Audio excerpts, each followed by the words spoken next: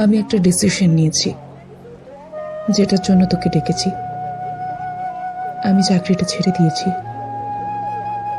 আর শহরে হয়তো আসবো না।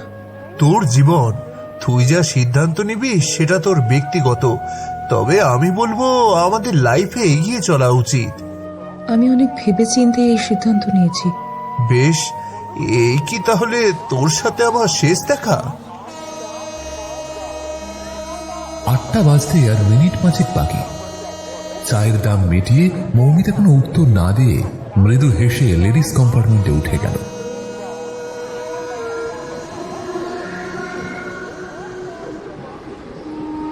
আটটা বাজতেই ট্রেনটা ছেড়ে বেরিয়ে গেল। রজত বুঝতে পারল এই ছিল তাদের শেষ দেখা।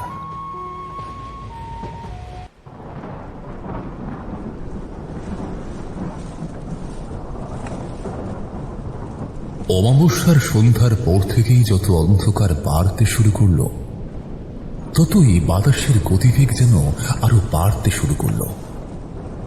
শ্মশানের চারিদিকে কেবল থুথু করছে বালিয়ারি আর কয়েকটা মরা গাছের কাণ্ড। মাঝে বেশ কয়েকটা চিতা দাউ দাউ করে জ্বলছে। কিছু শুকনো হাড়গোড়, শুকনো কাণ্ড আর পচা পাতা তুলে নিয়ে কালচে দাঁত বের করে হাসল নিত্যানন্দ দম। ধুলিয়াডাঙ্গার মহা শ্মশানের ঠিক মাঝখানে সে দাঁড়িয়ে। দেহটা কয়লার মতো কালো কুৎসিত, রোগা হাড় গিলে, পরনে একটা নোংরা ময়লা ফাটা জামার সাদা থুতি। একটা বিকট হাসি হাসতে হাসতে সে বলে উঠল, বহু প্রতীক্ষার পর আজ সেই রাত এসেছে। একে অমাবস্যা, তারপর কাল বৈশাখী। খাকুরিকে ডাক নিত্যানন্দ, আজ রাতেই খাকুরিকে ডাক। এরপরে শ্মশানের একটু জংলা হয়ে যাওয়া জায়গাটায় নিজের খড়ের চালা দেওয়া কুঁড়ে ঘরে প্রবেশ করে সে গামছা মোড়ানো একটা ঘট বের করে বাইরে আনলো। গামছাটা খুলতেই ভিতর থেকে বেশ কিছুটা ছাই হাওয়ায় বেয়ে বাতাসে উড়ে গেল। সে ঘরটা মাথার উপরে তুলে ধরলে কালবৈশাখীর প্রারম্ভিক হাওয়ায় ছাই মিশে গেল। আর সে হাসতে হাসতে চিৎকার করে বলল, খাকুরি, খাবি আয়, ছাই খেতে দিয়েছি, খেয়ে যা। রাত বাড়ার সাথে সাথে সে নিজের ঘরে শুকনো কাণ্ড আর হাড়গোড় দিয়ে অগ্নি সংযোগ করল। তারপরে সেই ঘট সমেত বসিয়ে দিল আগুনের ওপরে।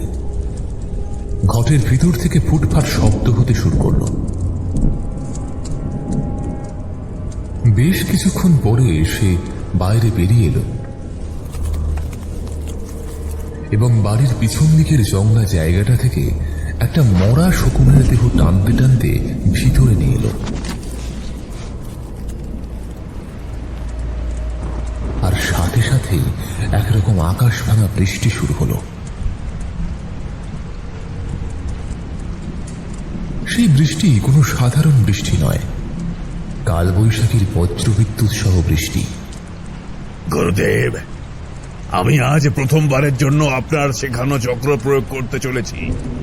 আপনি দেখছেন তো, নিত্যানন্দের যজ্ঞ যেন ব্যর্থ না হয়। সে নিজের পোশাক পরিবর্তন করে গাঢ় কৃষ্ণাম্বর ধারণ করল।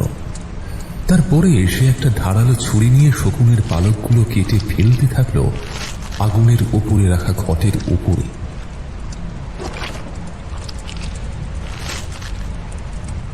হঠাৎই বাইরের ঝড় বৃষ্টির তেজকে উপেক্ষা করে ভিতরে ভেসে এলো কতগুলো বৃদ্ধা মহিলার কর্কশ চিৎকার। যজ্ঞের আগুন কালচে হয়ে উঠছে। সব চুপ কর, ও নামছে, ও নেমে আসছে। ধীরে ধীরে তার চোখের মনি ক্রমশ উপরের দিকে উঠে যাচ্ছে। এখন সে বিড়বিড় করে আওড়াচ্ছে, আয় আয় খাকুরি, খিদে পেলে মাটি ছেড়ে উপরে উঠে আয়। তোকে মাংস দেব, রক্ত দেব, পুজো দেব, আমার রোগ সারিয়ে দিয়ে যা। এখন শুধু শেষ ধাপটা বাকি। সে ছুরিটা ধীরে ধীরে এগিয়ে নিয়ে এলো নিজের জিভের কাছে। ব্যাস, এটাই শেষ কাজ ছিল। এরপরে আর কিছু করতে হয়নি তাকে। একটা বাজ এসে সোজা পড়ল ফাঁকা শ্মশানের চালাঘরটার উপরে। এখন ডোমের ঘরটা দাউ দাউ করে চলছে। দগ্ধ ঘরের ভিতরে সর্বস্ব চলে নিকষ কালো হয়ে গেছে। কেবল শ্মশানে মিশে রইল প্রেতলোক থেকে উঠে আসা 5 খাঁকের মৃতদেহের অভুক্ত ছাই আর অভুক্ত মা খাকুরি।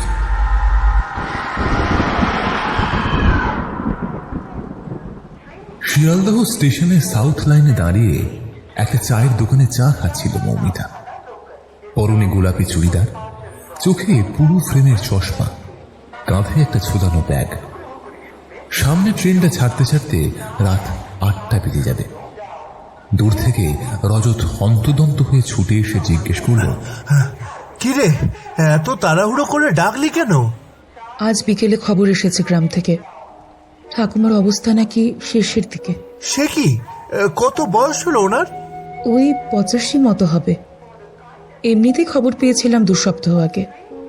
ঠাকুমার শরীরের অবস্থা নাকি ভালো না, কিন্তু এখন এই শেষ মুহূর্তে তার মুখে গঙ্গা জল দেওয়ার সময় এসেছে। তাড়াতাড়ি বেরিয়ে 1 বোতল গঙ্গা জল তুলে এক পুরোহিতকে দিয়ে শোধন করিয়ে এখন বাড়ি ফিরছি। দেখ, আমি তোর মনের অবস্থাটা বুঝতে পারছি। তুই যা ভাবছিস সেরকম নয়। আমি অনেক ছোটবেলায় মাকে হারাই। বাবা ঠাকুমাই একসাথে আমায় মানুষ করেছে। বাবা ছিল চাষি। এক সময় বাবাও যখন আর সংসারের টান টানতে না পেরে আত্মহত্যা করলো, তখন ঠাকুমাই আমাকে আগলে রেখেছিল। নিজের বিয়েতে পাওয়া তখনকার দিনের যত সামান্য গয়না বিক্রি করে যতটুকু সম্ভব পড়াশোনা করালো। তাই কষ্ট হওয়াটা স্বাভাবিক। তবে আমি একটা ডিসিশন নিয়েছি, যেটার জন্য তোকে ডেকেছি। আমি চাকরিটা ছেড়ে দিয়েছি,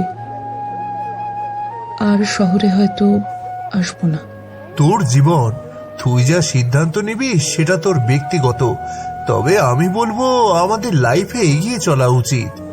আমি অনেক ভেবেচিন্তে এই সিদ্ধান্ত নিয়েছি। বেশ, এই কি তাহলে তোর সাথে আমার শেষ দেখা? 8টা বাজতে আর মিনিট 5 বাকি। চায়ের দাম মিটিয়ে মৌমিতা কোনো উত্তর না দিয়ে মৃদু হেসে লেডিস কম্পার্টমেন্টে উঠে গেল।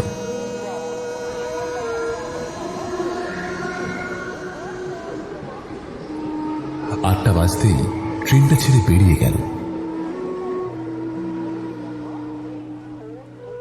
রজত বুঝতে পারল এই ছিল তাদের শেষ দেখা। ট্রেনটা মোটামুটি ফাঁকা। তাকে নামতে হবে কাকদ্বীপ স্টেশনে। বাইরের ঠান্ডা হাওয়ায় কখন যে ক্লান্ত শরীর আর ভারাক্রান্ত মন জুড়ে নেমে এসেছিল মৃদু ঘুমের ভাগটা, সেটা খেয়াল করেনি মৌমিতা।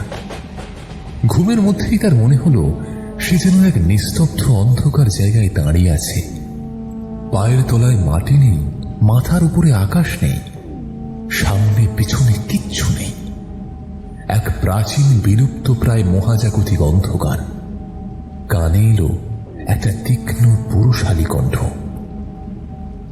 আয় আয় মা, ও জেগে আছে, বাচ্চারাও জেগে আছে, আয় আয়। ধরফর করে ঘুমের ভাবটা কাটিয়ে উঠল সে। সারা ট্রেন ফাঁকা হয়ে গেছে। লক্ষ্মীকান্তপুর স্টেশন গেল একটু আগে। এবারে নামতে হবে। দরজার সামনে আসতেই বাইরের আকাশ জুড়ে তীব্র সাদা আলোর ঝলকানি দেখা দিল। তার সাথে মেঘের গর্জন। ঠান্ডা ঠান্ডা হাওয়া বইতে শুরু করলো। সর্বনাশ, এত রাত্রে বৃষ্টি নামবে নাকি? সঙ্গে তো ছাতাও আনিনি। হঠাৎ তার মনে পড়ল কিছুক্ষণ আগে দেখা স্বপ্নটার কথা। ওই গলাটা তার চেনা। ছোটবেলা থেকেই অনেকবার দেখেছে লোকটাকে। এমনকি যখন সে বজ্রপাতে মারা গিয়েছিল তখন খবরটা খবরটা পেয়েছিল মৌমিতা, কিন্তু সে নিজে দেখতে যায়নি। আজ হঠাৎ নিত্যানন্দ ডোমকে স্বপ্নে দেখলাম কেন? এদিকে এদিকে ওয়েদারও খারাপ হচ্ছে। ঠাকুমা, মনটা কেমন যেন কু ডাকছে। কাকদ্বীপ স্টেশনে ট্রেনটা ঢুকলো তখন প্রায় 11:15 বাজে। ঝিরিঝিরি বৃষ্টি শুরু হয়েছে। অমাবস্যার রাত, সব মিলিয়ে অবস্থা প্রতিকূল। কোনো মতে হাঁটতে হাঁটতে নিজের গ্রাম ধুলিয়াডাঙ্গার নিজের বাড়ির সামনে এসে দাঁড়ালো এবং দেখলো কয়েকজন লোক তার বাড়ির বাইরের ছাউনির কাছটায় জড়ো হয়ে আছে। ঠাকুমাকে শুইয়ে রাখা হয়েছে একটা খাটিয়ার উপরে। মাথার কাছে ছোট মা বসে আছেন, পরনে সাদা থান, কপালে একটা বড় সিঁদুরের টিপ, গলায় আর হাতের কবজিতে রুদ্রাক্ষ। সেও তার ঠাকুমার বয়সী। মাঝে মাঝে তাদের বাড়িতে আসতো সে মৌমিতাকে দেখেই বলল, তুই এসেছিস মা, আয় আয়, তোর ঠাকুমার কাছে বস। তুমি কেমন আছো ছোট মা? আমি তো আছি মা, যতদিন উনি রাখেন এই পৃথিবীতে। আয়, ভেতরে আয়। মৌমিতা ছাউনির ভিতরে গিয়ে বসল। ঠাকুমার শরীরে শেষ মুহূর্তের শ্বাস প্রশ্বাসের কাজ চলছে। কষ্ট হচ্ছে ঠাকুমা? জল খাবে? ঠাকুমার মুখে একটু গঙ্গা জল দে মা, তোর পুণ্য হবে। মৌমিতা নিজের ব্যাগ থেকে গঙ্গা জলের বোতলটা বের করতে করতে দেখল ছোট মা মাটির বাটি থেকে একটু করে তেল আর ঘি নিয়ে ঠাকুমার মুখে মাখিয়ে দিচ্ছে। মৌমিতা 1 ফোঁটা 2 ফোঁটা করে জল ঠাকুমার মুখে ফেলতে থাকলো। ঠোঁট উল্টানোর মতো করে ঠাকুমা জল খেলো বলে মনে হলো তার। ছোট মা, শ্মশানে নিয়ে যাওয়ার কিরকম ব্যবস্থা করা আছে? কথাটা শুনে ছোট মা একবার বাইরের দিকে তাকালেন। তখন ঝমঝমিয়ে বৃষ্টি পড়ছে বাইরে। সে অত্যন্ত ধরা ধরা কণ্ঠে বলল, মারে, যদিও আমি এই 4 জনকে বলে রেখেছি, কিন্তু তবু আমি বলবো, আজ রাতে শ্মশানে যাস না। আজ রাতে খাকুড়ি জেগে ওঠে। ঠাকুরি? সেটা কি? ছোট মা একবার উপস্থিত সবার দিকে ভয়ে ভয়ে তাকিয়ে দেখল। তারপর ভয়ার্ত চোখে মৌমিতার কাছে এসে বলল, শ্মশানের অপদেবতা। তীব্র বেগে আশেপাশের কোথাও একবার যেন জোরে একটা বাজ পড়ল। ধীরে ধীরে পাড়ার লোকজন নিজেদের ঘরে চলে গেল। শুধু ছোট মা আর তার বলা 4 জন লোক বসে রইল ছাউনির ভিতরে। বৃষ্টি আর ঝড়ের ছাপটা দাপট বিন্দুমাত্র কমেনি। ছোট মা ঘটি থেকে ঢকঢক করে জল কলাধকরণ করে বলতে শুরু করল, খাকুড়ি এক দুস্থ মা, তার 5 মেয়ে থাকে। ওরা সব অপদেবতা, তবে ওদের একটা গুণ আছে, ওরা যে কোনো জটিল রোগ সারাতে পারে। তবে আসলে ওরা রোগ সারায় না, ওরা সেই রোগ শুষে নেয়। ওদের ডাকতে হয় এমন এক রাতে যেদিন কাল বৈশাখী আর অমাবস্যার রাত একসাথে হয়। শ্মশানে তাদের ডাকতে হয়। এমনি এমনি ওরা আসে না, ওদের জাগিয়ে আবার ফেরত পাঠাতে হয়। আর ফেরত না পাঠালে ওরা ধ্যাতা মেরে বসে থাকে, যতদিন না ওরা কোনো মানুষের স্বাদ পাচ্ছে। আমাদের শ্মশানের নিত্যানন্দ ডোমকে তোর মনে আছে? নামটা শোনার সাথে সাথেই মৌমিতার বুকটা যেন ধক করে উঠল। কয়েক সেকেন্ড আগে ট্রেনের স্বপ্নটার কথা বারবার মনে পড়তে থাকলো তার। ও মুখে কোনো উত্তর না দিয়ে কেবল ঘাড় নেড়ে বুঝিয়ে দিল যে মনে আছে। ছোট মা আবার বলতে শুরু করলো, নিত্যানন্দর মুখ মনে আছে তো? তুই তখন অবশ্য ওকে দেখলেই বেশ ভয় পেতি। ওর চামড়া খসে পড়তো। কেন পড়তো কেউ জানতো না। ডাক্তার বৌদি কেউ ওর রোগ সারাতে পারল না। এখন একটাই ভরসা, খাকুড়ি আর তার ছানাপোনা। বহুদিন ধরে শ্মশানে শ্মশানে ঘুরে ও 5 জন বেওয়ারিশ লাশের নাভি আর তাদের মৃতদেহের ছাই জোগাড় করে তন্ত্র মন্ত্র করে তাদের শোধন করেছিল। তাদের বানিয়েছিল 5 খাকুড়ি সন্তান। তারপর এরকম একটা রাতে হাওয়ায় উড়িয়ে দিয়েছিল 5 খাকুড়ি সন্তানের ছাই। আহ্বান করেছিল স্বয়ং খাকুড়িকে। কিন্তু ভাগ্যের পরিহাস এমনই যে খাকুড়ি নেমে আসার সাথে সাথেই বাজ পড়ল নিত্যানন্দের বাড়ির ওপর। ছাই হয়ে গেল সে, কিন্তু শ্মশানের বাতাসে মিশে রইল ওই 5 অভুক্ত খাকুড়ি আর ওর মায়ের খিদে। সেই থেকে ওরা বসে আছে। আজ রাতে ওরা জেগে উঠবে। যেই আজ রাতে শ্মশানে যাবে ওরা ছিঁড়ে খাবে। কথাটা শেষ হওয়ার সাথে সাথেই দুজনে লক্ষ্য করল ঠাকুরমার দেহটা হঠাৎই থরথর করে কেঁপে উঠল। মৌমিতা দ্রুত তৎপর হয়ে ঠাকুরমার মাথায় হাত পোড়াল। ঠাকুমা, ঠাকুমা কি হয়েছে? ধকধক করে দুবার উপরের দিকে শ্বাস টেনে গোঙাতে গোঙাতে দেহটা নিথর হয়ে গেল। মৌমিতা এবার ঠাকুমার বুকের কাছে কান নিয়ে এসে শুনল হৃদস্পন্দন আছে কিনা। না, নেই। এই জগৎ থেকে তার শেষ অভিভাবক বিদায় নিল। মৌমিতার চোখের কোণে জল জমে এলো। ছোট মা নিজের হাতের রুদ্রাক্ষ তুলে চোখ বন্ধ করে বলল, হরি ওম শান্তি, হরি ওম শান্তি। আয়, তোমরা হা করে কি দেখছো? যাও, সব ঠিকঠাক করো। মৌমিতা তখন আর নিজের মধ্যে নেই। স্থানুর মতো তাকিয়ে রয়েছে ঠাকুমার দিকে।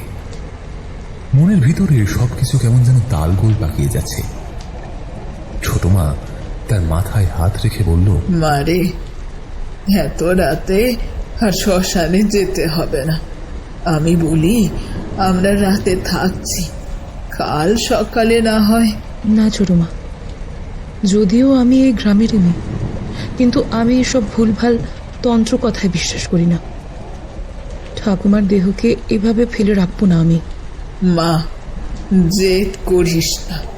তুই শহরে থাকিস ঠিক আছে, কিন্তু গ্রামের এমন অনেক কিছুই আছে যেগুলো না চাইতেও মানতে হয়। এগুলো অন্ধবিশ্বাস ছাড়া আর কিছুই নয় ছোট মা। আমি ঠাকুমাকে নিয়ে যাব। তুমি কি আমার সাথে যাবে? ছোট মা কোনো উত্তর দিল না, শুধু একটু মৃদু হাসি হাসল। এই হাসি বুঝিয়ে দিল সে যাবে না। সে ঠাকুরমার মৃত শরীরটাকে প্রণাম করে বলল, তোরা তার শান্তি কামনা করি রে। হয়তো তোর পিছন পিছনেই ভগবান আমায় নিয়ে আসবে, তখন সবকে আবার দেখা হবে। আমি আসলাম মৌমা, সাবধানে যাস। মৌমিতা সম্মতি জানালো আর ছোট মা চলে গেলেন।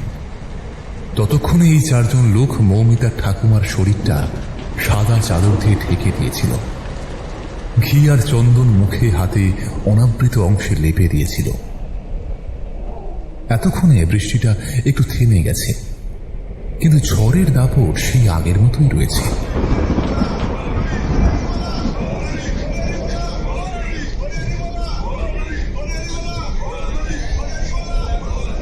চারজন মানুষ হরিনাম করতে করতে শ্মশানে এসে পৌঁছল। প্রত্যেকটা চিতা নিভু নিভু হয়ে গেছে। হঠাৎ করে 4 জনের কাঁধে বৃদ্ধার রোগা মৃতদেহটা যেন 1000 গুণ ভারী হয়ে উঠে বসল। অবস্থাপতি দেখে তারা কোনো মতে মৃতদেহ নামিয়ে যে ছেলেকে পারল ছুটে পালানো। মৌমিতা, এসেছিস? আয় আয় মা, ওরা বসে আছে।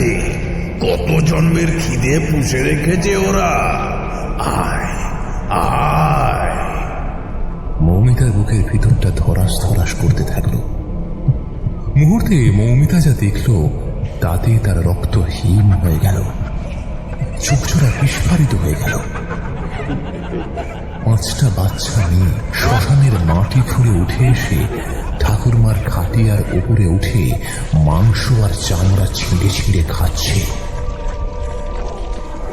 ছোট্ট কালচে কালচে দেহ, মাথায় চুল নেই, কপালের মাঝে একটা মাত্র লালচে চোখ, লম্বা লম্বা সরু লিকলিকে হাত আর পা, দুটো কুলোর মতো বড় বড় কান, মাথার একদিকে চুল আর অন্যদিকটা ফাঁকা, পরনে নোংরা কালচে এক চালা কাপড়। তারা খিলখিল করে হাসছে আর মাংস চামড়া চিবিয়ে খাচ্ছে। ঠাকুমার মৃতদেহ থেকে মুখটা ঝুলছে, সেটা যেন মৌমিতার দিকে ট্যাপ ট্যাপ করে তাকিয়ে আছে। মৌমিতার মনে হলো গা পাক দিয়ে পড়ে উঠে আসবে। সে একটু একটু করে পিছিয়ে আসতে থাকে, কিন্তু এর পরের দৃশ্যটার জন্য সে প্রস্তুত ছিল না। ঠাকুরমার খাটিয়ার পিছন থেকে আর একটা একই রকমের মেয়ের চেহারা ভেসে উঠল, তবে তার দেহটা বাকিদের থেকে বড়। মৌমিতার ষষ্ঠ ইন্দ্রিয় বুঝিয়ে দিল এই বড় মূর্তিটাই হলো মা খাকুড়ি, আর খাটিয়ার উপরে বসে থাকা তার 5 সন্তান। তারা প্রত্যেকেই এখন জিভ বের করে মৌমিতার দিকে তাকিয়ে খিলখিল করে হাসছে।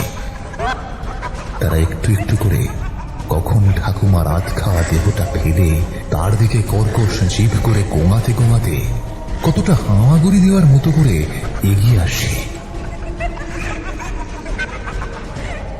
মৌমিতার দেহটা ভারী হয়ে এলো। ধপ করে শ্মশানের ঠান্ডা মাটির উপরে শরীরটা ঢলে পড়ল তার।